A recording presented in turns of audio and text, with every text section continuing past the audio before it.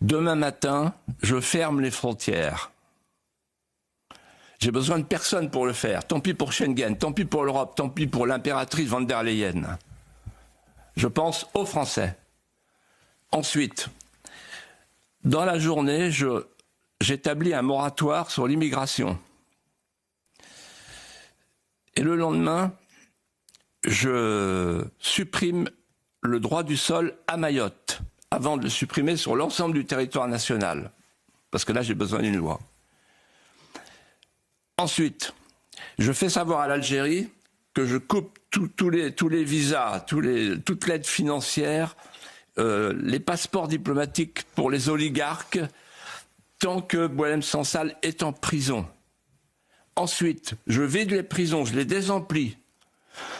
Je renvoie les 20 000 prisonniers étrangers chez eux. Ils n'ont rien à faire chez nous. Et dans les cellules vides, j'accueille les narcotrafiquants pour éviter que la France ne soit, c'est une question de délai, un narco-État. Ensuite, pour les agriculteurs, j'annonce et je vous annonce que j'ai pris la décision de sortir la France du processus de négociation du Mercosur. Il n'y aura pas de Mercosur pour la France, ça ne s'appliquera pas à la France. Et j'affirme devant vous l'exception agriculturelle française. Ensuite, j'ai l'intention de convoquer mon ministre de l'Éducation, Madame Borne, la fameuse Madame Borne. Et je vais lui dire ceci à Madame Borne.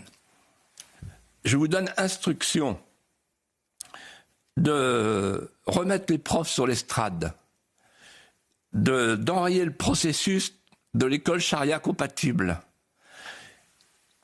et de prendre les dispositions pour que l'uniforme soit obligatoire à l'école et que chaque lundi et chaque vendredi, on lève les couleurs de la France. Ensuite, à la manière de M. Trump aux États-Unis, je décide d'interdire la transidentité et toutes les opérations chirurgicales, les bloqueurs de puberté sur les jeunes. L'activisme transgenre n'aura plus sa place en France. Ensuite, et pour finir, je crée un ministère de la famille pour enrayer le processus de dénatalité et lancer enfin une grande politique familiale. Et pour terminer, je prends le ministre de l'économie, là, Madame de Montchalin, qui fait partie de l'association de Monsieur Soros, qui cherche à déstabiliser tous les gouvernements conservateurs. Et je lui dis ceci, au lieu de vous occuper de Monsieur Soros, vous allez vous occuper de toutes nos PME, de tous nos entrepreneurs. Et vous allez leur dire ceci, désormais nous appliquerons l'aphorisme, mieux vaut l'artisanat que l'assistanat. Et je vous demande d'appliquer l'instruction suivante. En quelques semaines, on doit réduire l'écart entre les revenus du travail et les revenus de l'assistance.